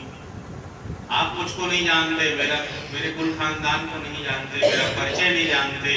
जो विद्वान पुरुष हैं वो अज्ञात स्त्री का, अज्ञात पुरुष का भरोसा नहीं करते और आप मेरा विश्वास कर रहे हो। इतने मेहनत से प्राप्त अमृत को अज्ञात पुरुष या स्त्री के हाथ में नहीं देना चाहिए। असुर ने सोचा तो ये तो बहुत पढ़ी लिखी है, ये तो नीति की बात जानती है, इसलिए इनसे ही बंटवारा कराना चाहिए। कहा देवी कोई बात नहीं, आप ही अमृत को बांट दीजिए। तब मोहिनी जी कहती है कि भाई ठीक है, अमृत तो मैं बांट दूंगी, पर हो सकता है बांटते बांटते किसी को कम मिल जाए, किसी को ज्यादा मिल जाए। इतने देवता इतने दैत्य बैठे हैं, हो सकता है किसी को मिले और किसी को ना मिले। आप मेरे से लड़ाई झगड़ा मत करना, उचित अनुचित हो जाए। तो दैत्यों ने कहा नहीं देवी, आपको जैसा लगे वैसा। फिर भगवान ने अपनी कनिष्ठिका उंगली अमृत कलश में डुबाई और निकाल करके थोड़ा अमृत बाहर टपकाया, दिखा करके इशारा किया कि भाई ऊपर का अमृत है पतला है, फीका है, कम असर करेगा, और नीचे का अमृत जो है वो बड़ा गाढ़ा है, ज्यादा असर करेगा। ऐसा करती हूँ, ऊपर का पतला पतला देवताओं को बांट देती हूँ और नीचे का जो गाढ़ा अमृत है, विशेष पदार्थ है, वो आपको दे दूंगी। कहा देवी ठीक है। दैत्य को लगा हाँ भाई हमने अमृत बांटने कहा है तो हमारा पक्ष भी ले रहे हैं। कहा ठीक है देवी, आपको जैसा लगे वैसा बांटिए। कहा एक तरफ देवता बैठ जाए स्नान ध्यान करके, सुंदर वस्त्र पहन करके, दो पंक्ति लग गई, एक तरफ देवता बैठे गए, एक तरफ दानव बैठे गए। और भगवान मोहिनी जो है अमृत प्रदान करना प्रारंभ करती है, देवताओं को बांटती हैं और दैत्यों की ओर आती हैं, अपना लटका झटका दिखाती है, मुस्कुरा देती है। और दैत्य उसी में मुग्ध हैं, आनंदित हैं। किसी को पता ही नहीं है कि ना कोई देवता छूटता है, ना किसी दैत्य को एक बूंद मिलता है। वो वृंदावन बिहारी लाल की कोई देवता छूटा नहीं और किसी दैत्य को मिला नहीं। बोली मोहिनी भगवान की। पर दैत्य भी घाटे में नहीं है, समझ। देवता यदि अमृत सुधा का पान कर रहे हैं तो दैत्य जो है एक टक आंख लगाए, भगवान मोहिनी के रूप सुधा का पान कर रहे हैं। बोलो मोहिनी भगवान की। अरे भाई वो तो समुद्र से निकला अमृत है, ठीक है। भगवान को लीला भी करना है, पर दोनों तरफ देखिए, देवता का ध्यान है अमृत में, कब मिले तो कब पी। बोल वृंदावन बिहारी लाल की। कब मिले तो कब जल्दी से पिया अमर हो जाए। और दैत्य जो हैं वो मोहिनी भगवान को देख रहे हैं, कितनी कितनी सुंदर है, इनकी पायल की झंकार कैसी है, इनकी मुस्कुराहट कैसी है। अरे ऐसे मोहिनी भगवान के मुस्कुराहट पे कहे लाखों लाखों अमृत बलिहारी है, निछावर है बोल वृंदावन बिहारी लाल की। तो मेरे दृष्टि से दैत्य भी घाटे में नहीं है, देवता अमृत पी रहे हैं तो दैत्य जो है मोहिनी भगवान के रूप छवि का रूपामृत का पान कर रहे हैं। बोलो भागवत भगवान की। तो किसी देवता को बचा नहीं, छूटा नहीं, किसी दैत्य को मिला नहीं। एक स्वर भानु नाम का दैत्य था, वो ध्यान से देख रहा था, कहे कोई देवता छूटता नहीं, किसी दैत्य को मिलता नहीं। ऐसा न हो भैया गाढ़ा बदला चक्कर में पूरा अमृत बढ़ जाए, हम गाढ़ा मिलेगा कह के समाप्त हो जाए अमृत। तो कहे उसने भेष बदला और भेष बदल करके सूर्य चंद्रमा के बीच में जाकर बैठ गया। कहे भैया अभी पतला पतला पी लेता हूँ, आधा अमर हो जाऊंगा, और गाढ़ा बढ़ेगा तो गाढ़ा भी पी लूंगा अपने दैत्यों के पंक्ति में बैठ करके। जब पंक्ति में बैठ गया तो भगवान उनको भी अमृत दे दिए। कहे जो पंक्ति में बैठ जाए, एक पंक्ति में बैठे हुए व्यक्ति से भेद नहीं होता। आप ब्राह्मण भोजन करवा रहे हो, बालक बैठा हो, वृद्ध बैठा हो कि जवान, जितने पदार्थ इनको दोगे उतना सबको आपको देना होगा। भगवान ने कहा चलो ठीक है, इसने इतना तो किया कि दैत्य समाज को छोड़ करके देवता के पंक्ति में आकर बैठ गया। बैठा तो सही, तो कहे देवताओं के साथ बैठने के कारण के अमृत इसको दे दिया जाए। बोलो भक्त वत्सल भगवान की। तो संतों के साथ रहोगे, अच्छे के साथ रहोगे तो सम्मान होगा, सत्कार होगा, अमृत मिलेगा। और दुष्टों के साथ रहोगे तो अपमान और तिरस्कार होगा। बोलो भक्त वत्सल भगवान की। अमृत का जैसे पान हुआ, सूर्य चंद्रमा ने इशारा किया महाराज अमृत आप उसको दे दिए। कहे हमारे देश का नहीं है, भेष बदल को उधर से आया है। अमृत बढ़ चुका था, फिर भगवान मोहिनी से मोहन बन गए और सुदर्शन चक्र से स्वर भानु के सिर को काट दिया। उसके पूर्व अमृत का पान कर चुका था, इसलिए अमर हो गया, सिर भी धड़ भी दोनों अमर हो गए। भगवान ने कहा वैसा करो, इनको नवग्रह में शामिल करो। तो भगवान ने देवताओं में नवग्रह में सम्मिलित करा दिया। भगवान अंतर ध्यान हो गए। अब राक्षस चर्चा करते हैं भैया वो पतला और गाढ़ा बांटने वाली कहे कहाँ चली गई, कौन थी वो? एक ने कहा भैया थी नहीं था, वो मोहिनी नहीं मोहन है जो आके चल करके अमृत बांट करके चले गए। और फिर देवता और दानव आपस में लड़ने लगे। फिर देवासुर संग्राम हो गया, बड़ा भयंकर युद्ध चलने लगा। इतना युद्ध हुआ कि बहुत सारे दैत्य मारे गए, राजा बलि भी मारे गए। ब्रह्मा जी ने आकर के युद्ध को रुकवाया। ब्रह्मा जी ने नारद जी को प्रेरणा की और नारद जी आते हैं, युद्ध विराम कराते हैं। शुक्राचार्य जी आए, जिन राक्षसों के अंग भंग नहीं हुए थे उनको जीवित कर दिया और राजा बलि को शुक्राचार्य जी ने दोबारा जीवित कर दिया। इस तरह से देवासुर संग्राम समाप्त हुआ। इधर संतों ने पूछा भाई जो समुद्र मंथन से अमृत निकला है वो अमृत कहाँ है? तो विद्वानों के मध्य में चर्चा चली। विधौ वधुमुखे फणिनाम निवासे स्वर्गे सुधा वसतिनो विबुधा वदन्ति क्षाराक्षया पतिमृतत्वात् गरलाच्यपाता। एक जगह सुंदर सभा विद्वानों की लगी हुई थी। कहा भाई बताओ तो समुद्र मंथन हुआ तो हमने सुना अमृत निकला है, और अमृत कहाँ है? ने कहा भैया अवधौ वो अमृत समुद्र के अंदर है। दूसरे ने आपत्ति कर दी भैया समुद्र में तो था, और जब समुद्र मंथन हुआ तो अमृत वहां से निकल गए। दूसरे ने कहा विधौ, विधौ मतलब चंद्रमा, इसलिए चंद्रमा का एक नाम सुधांशु है। जिनके किरणों में अमृत का अंश है ऐसे सुधांशु चंद्रमा, चंद्रमा में अमृत है। दूसरे विद्वान ने आपत्ति कर दी कि चंद्रमा में अमृत होता तो उनको क्षय रोग नहीं होता और घटते और बढ़ते नहीं। तीसरे ने कहा चंद्रमा है नागलोक में फणिनाम निवासे। कहा नागलोक में अमृत होता भाई तो सर्पों के मुख में जहर नहीं होता, अमृत होता। सर्प इसको डस लेते व्यक्ति अमर हो जाता, आदमी सर्पों को पाल के रखता। फिर कहे स्वर्गीय सुधा वसति, अमृत कहे स्वर्ग में है समुद्र मंथन के पश्चात। कहा स्वर्ग में जाने के बाद भी लौट करके व्यक्ति क्यों आ जाता है? छिन्ने पुण्य मर्तलोकम विशंति, इतने लोग पुण्य के प्रभाव से स्वर्ग जाते हैं। और कहे जा करके एक एक चम्मच भी स्वर्ग को बांटते अमृत को तो अमृत कहे समाप्त हो गया होता। कह जाते हैं भैया केवल सुधा देते हैं ढक्कन खोल के, बांटने का काम नहीं है। गोलगंदा और इलाज बांटेंगे तो समाप्त हो जाएगा, हमारे काम पे आएगा। कहा वहां भी नहीं है। किसी ने कहा नायिका के अधरों में अमृत है, कहा नायिका के अधर में अमृत होता उसके पति की कभी मृत्यु नहीं होती। तो एक संत पुरुष खड़े हो गए, कहा भैया अमृत कहाँ है, मैं बताता हूँ। कंठे सुधा वसति सा भगवत जनाना। कहा अमृत जो संत है उनके कंठ में अमृत होता है। जो भगवान की कथा कहने वाले व्यास होते हैं, सत्पुरुष होते हैं, उनके कंठ में अमृत होता है। वह अमृत कथामृत के रूप में संसार को प्राप्त होता है। कंठे सुधा वसति सा भगवत जनाना। जो भगवान के भक्त हैं, संत हैं, उनके कंठ में अमृत होता है। यह अमृत कथामृत के रूप में समाज को प्राप्त होता है। कोई कहे अमृत सरगा माई, देव पिए क्यों फिर जाए।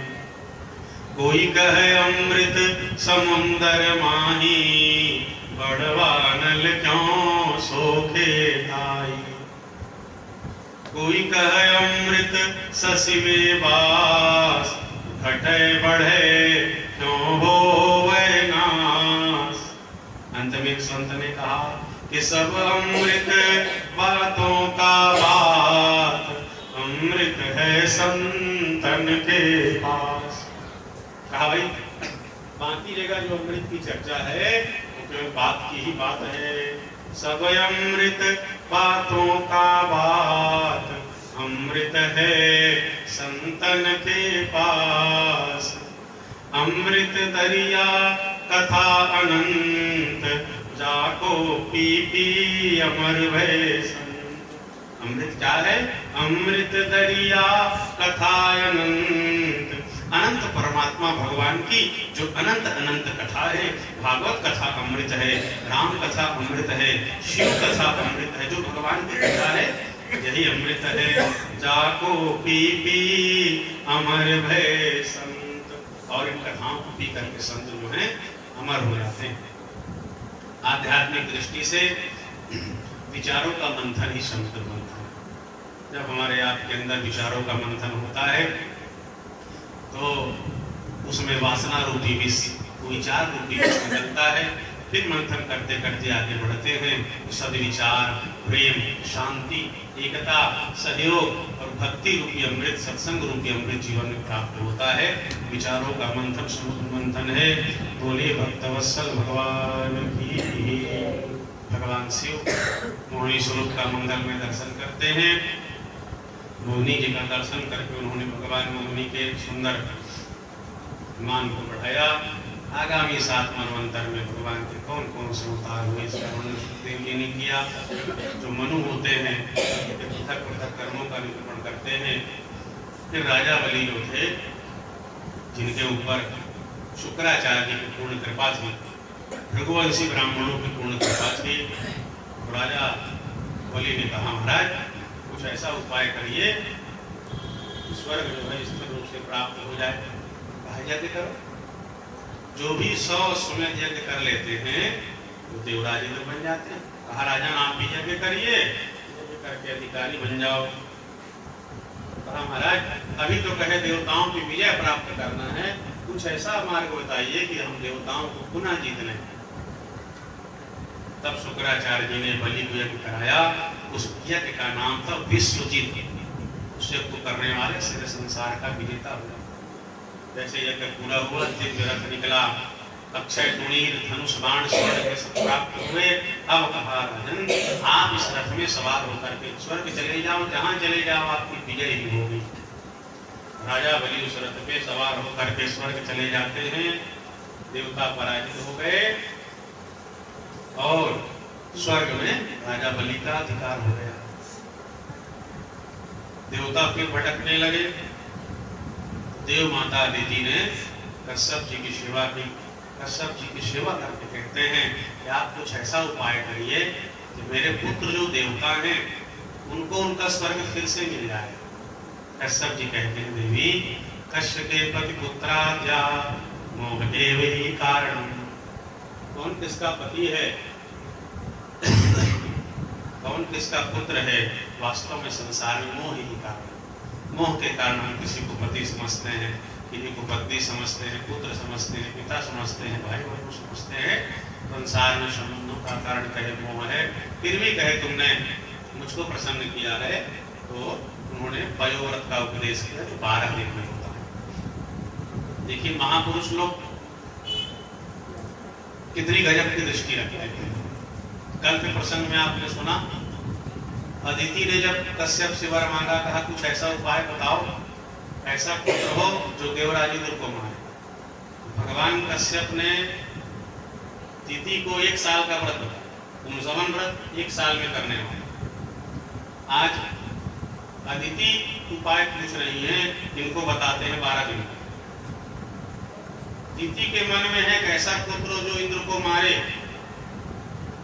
अदिति के मन में ये बात है, क्या कुछ ऐसा उपाय बताओ मेरे पुत्रों को स्वर्ग वापस मिल जाए। वो ऐसा नहीं कहती कि ऐसा पुत्र हो कि दैत्यों को मार दो। अदिति का भाव है मेरा काम बन जाए, किसी की हानि ना हो। तो कश्यप जी ने उपाय बताया, मात्र 12 दिन का पयोव्रत। फाल्गुन श्यामले पक्षे द्वादशाहम पयोव्रत। फाल्गुन महीने के शुक्ल पक्ष में 12 दिन का व्रत होता है, जिसको केवल दूध पी करके करते थे। भगवान लक्ष्मी नारायण की स्वर्ण की सुंदर मूर्ति प्रतिमा बना करके भगवान का सुंदर आराधना पूजा होती है। द्वादशाक्षर मंत्र का जप होता है, सुंदर हवन होता है। तो व्रत करने लगी, सुंदर मंगल में व्रत होने लगा। तो वही व्रत वही नियम अच्छा है, दान तपस्या ये न तुष्यत भोक्षज। दान वही सार्थक है जिससे भगवान प्रसन्न हो, व्रत वही सार्थक है जिससे भगवान प्रसन्न हो, नियम यम वही सार्थक है जिससे परमात्मा प्रसन्न हो जाए। बड़ा प्रेम से अदिति ने बड़े प्रेम से आराधना की। भगवान नारायण प्रकट हो गए।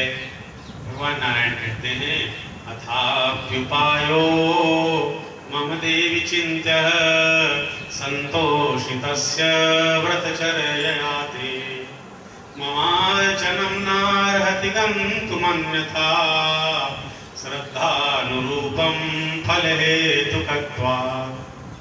भगवान नारायण कहते हैं, देवी अथाप्युपायो मम देवी चिंत्य, तुमने जो मेरा पयोव्रत किया है, संतोषितस्य व्रतचर्ययाते, आपके पयोव्रत से मैं संतुष्ट हूँ, मैं प्रसन्न हूँ। ममार्चनं नार्हति गन्तुमन्यथा। भगवान नारायण कहते हैं, देवी मेरी पूजा, मेरी आराधना, मेरी सेवा कभी व्यर्थ नहीं जाती। आप एक पत्ता तुलसी भी भगवान में चढ़ा दिए, वो आपका कल्याण कर देगी, वह भी व्यर्थ नहीं जाएगा। आप थोड़ा सा फूल लाके चढ़ा दो, थोड़ा सा जल चढ़ा दो, अरे भाई कुछ नहीं कर सकते, हाथ जोड़ करके केवल आपने प्रणाम बस कर लिया, माते बिहारी के चरणों में सिर झुका दिया, राधा रानी के चरणों में सिर झुका दिया, भगवान उतने से ही कल्याण कर। इतने मंगल भगवान का स्वभाव है, स्वरूप है। कहते हैं, देवी मेरी आराधना कभी व्यर्थ नहीं जाती। जीवन के किसी काल में, किसी क्षण में कहीं भी आपने नारायण की आराधना कर ली, वो आपका कल्याण कर देगी, आपको जरूर फल प्रदान करेगी। भगवान गजब की बात कहते हैं। माँ कहे फल कैसे प्राप्त होता है? भगवान ने कहा, श्रद्धानुरूपम फल हेतुकत्वात्। भगवान नारायण कहते हैं, देवी श्रद्धा के अनुसार फल प्राप्त होता है। भगवान ही नहीं कहते राजा को ज्यादा फल मिलता है, गरीब को कम फल मिलता है।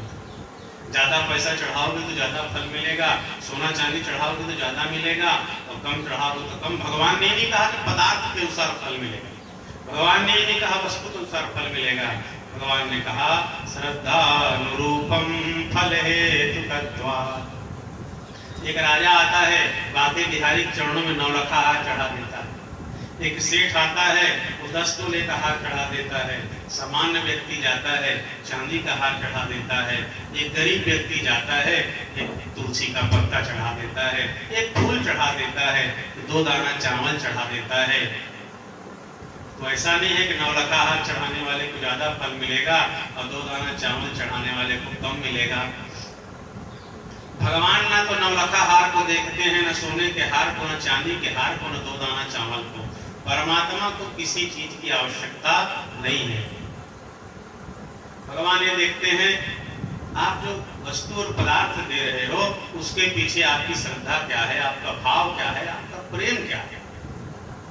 पत्रम पुष्पम फलम तोयम यो में भक्त्या प्रयच्छति। भगवान आपकी भक्ति को देखते हैं, भगवान आपके भाव को देखते हैं, भगवान आपकी श्रद्धा को देखते हैं।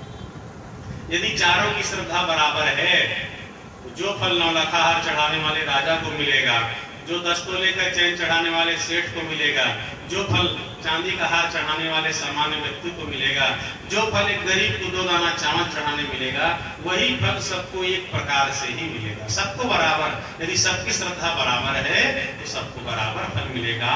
श्रद्धा अनुरूपम फल हेतु तत्वा। तो आपकी श्रद्धा मुख्य कारण है, आपकी भक्ति मुख्य कारण है और आपका भाव मुख्य कारण है।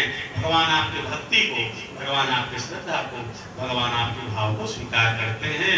तस्मात् भाव ही कारणम। भावग्राही परमात्मा है, प्रेमग्राही परमात्मा है। बोलिए भक्तवत्सल भगवान की। जो परमात्मा समुद्र में रहते हैं, लक्ष्मी जिनकी पत्नी है, रत्नाकर जिनका घर है, उस परमात्मा को क्या दे सकते, इसलिए अपना मन दीजिए भगवान को, भगवान में मन लगाइए, अपना भाव लगाइए। भगवान कहते हैं प्रहलाद जी के प्रसंग में, यथा मुखश्री, कहते हैं जिस तरफ से कोई व्यक्ति दर्पण में अपनी प्रतिबिंब को देखता है, तो जिसका चेहरा जितना सुंदर होगा, अपने चेहरा को सजाओगे तो दर्पण में दिखने वाला बिंब प्रतिबिंब भी सज जाता है। दर्पण में जो हमारा रूप दिखाई दे रहा है, हम चाहते हैं कि दर्पण में दिखने वाला हमारा रूप सुंदर हो, तो क्या करोगे? दर्पण में पाउडर लगा दो, दर्पण में स्नो लगा दो, दर्पण में लिपस्टिक लगा दो, दर्पण में काजल लगा दो, तो अच्छे दिख जाओगे आप। किसी ब्यूटी पार्लर वाले को बुला करके दर्पण का बढ़िया सौंदर्य साधन करा दीजिए तो आप अच्छे दिखेंगे। हाँ नहीं भाई, दर्पण में दिखने वाले प्रतिबिंब को सुंदर बनाना है, अपने चेहरे को सजाओ। वैसे ही परमात्मा है आत्मा, जीव, और दर्पण में दिखने वाली जो छाया प्रतिबिंब है वो है जीव। हमारा चेहरा क्या है? परमात्मा के समान है, भगवान के समान है, और दर्पण में जो स्वरूप दिखता है वो जीव के समान है। इसीलिए जो चीजें, जो वस्तु, जो पदार्थ हम परमात्मा को देते हैं, भगवान को उसकी कोई आवश्यकता नहीं है। भगवान कहते हैं मैं उसको कृपा करके लेता हूँ, जरूरत किसी की नहीं है। भगवान का बनाया ही जल है, भगवान का बनाया ही फल है, भगवान का बनाया धन है, उनका ही बनाया अन्न है। आप क्या दोगे जो आपने बनाया है? भगवान कहते हैं किसी चीज की मुझको आवश्यकता नहीं है। ये जीव श्रद्धा से, प्रेम से जो मुझको देता है, मैं उसको उसी को अर्पित कर देता हूँ, कहीं गुना बढ़ा करके। बोलो भक्तवत्सल भगवान की। तो भगवान को आवश्यकता कुछ नहीं है, हम जो देते हैं वही प्राप्त करते हैं। बोलो भक्तवत्सल भगवान की। भगवान ने कहा देवी श्रद्धा अनुरूपम फल हेतु तत्वा। तुम्हारी तपस्या से मैं संतुष्ट हूँ, बताओ क्या वर चाहिए? हाँ प्रभु, मेरे पुत्र देवता जो हैं भटक रहे हैं, कुछ ऐसा उपाय करिए कि मेरे पुत्र देवताओं को स्वर्ग का राज्य फिर से मिल जाए। भगवान ने कहा देवी इस समय राजा बलि के गुरु शुक्राचार्य उनके अनुकूल है, भृगुवंशी ब्राह्मणों का आशीर्वाद राजा बलि के साथ है। यदि लड़ने मैं भी जाऊंगा तो राजा बलि से हो सकता है मैं हार जाऊंगा, लड़ करके जीतना आज बलि को कठिन है। पर कहा तुमने भी तपस्या की है, आपका भी काम बनाना जरूरी है। लड़ करके नहीं बनेगा तो काम मांग करके बनाऊंगा। मतलब लड़ूंगा नहीं तो कम से कम मांगूंगा, जाके याचना करके तुम्हारे काम को बनाऊंगा। तो हमारे आपकी जो चर्चा है इसको कहे किसी से कहना नहीं, छिपा के रखना। भगवान का दर्शन हो, आप दान करें, पुण्य करें, सत्संग करें, इनको छिपा के रखना चाहिए। बताने से पुण्य घटता है, बताने से पाप भी घटता है। कुछ गलत हो तो बताओ, चार जगह आपकी निंदा होगी, पाप घटेगा। पुण्य को छिपाना चाहिए और पाप को बताना चाहिए। कलियुग में थोड़ा उल्टा हो गया, कहीं किसी धर्मशाला में पंखा लगा दिए, 3 पत्ता है तो बाबा के प्रेरणा से, बाप के द्वारा और नाती के नाम से वो वृंदावन बिहारी लगा। और 4-5 पत्ता रहे तो पूरे घर के नाम को छाप दे लिख करके कि कौन कौन पंखा दिया है भैया, उस पूरे पीढ़ी के नाम लिख दो। एक तो पंखा क्या लगा दिया धर्मशाला में, 7 पीढ़ी के नाम को लिखो, बोलिए वृंदावन बिहारी लाल।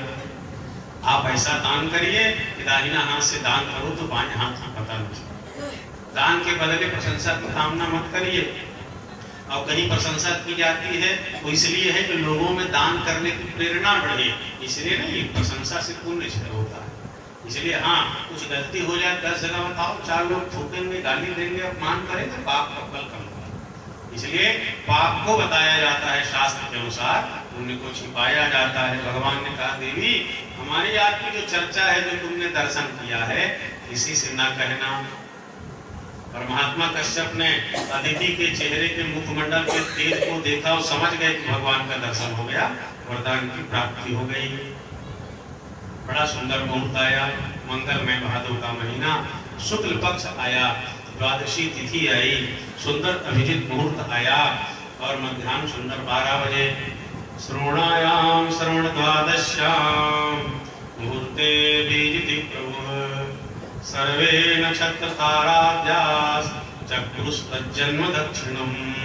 और सुंदर 12 बजे भगवान वामन का अवतार होता है। बोलिए वामन भगवान की। तो आइए पूजन कर लीजिए भगवान वामन की पूजन सामग्री से। बोलो वामन भगवान की। तम वटुं वामनं दृष्ट्वा मोदमाना महर्षयः कर्माणि कारयामासु पुरस्कृत्य प्रजापतिं। सुंदर भगवान वामन आए, बढ़िया ब्रह्मचारी का मंगल में वेश है। सामने आ जाए थोड़ा बढ़िया आरती चंदन फूल से वामन जी का ध्यान करके पूजन कर लीजिए। बढ़िया आए ठाकुर जी पूजा कर लो, वामन रूप में ध्यान करके हाँ बढ़िया पूजन कर लीजिए। चंदन आरती जो सामने पदार्थ हो उससे अपने पूजन कर लो। बोलिए वामन भगवान की। गोविंद राधे माधव गोपाल राधे माधव। गोविंद राधे माधव गोपाल राधे माधव। मामा जी सुनेगा तो पूजा भी हो गया।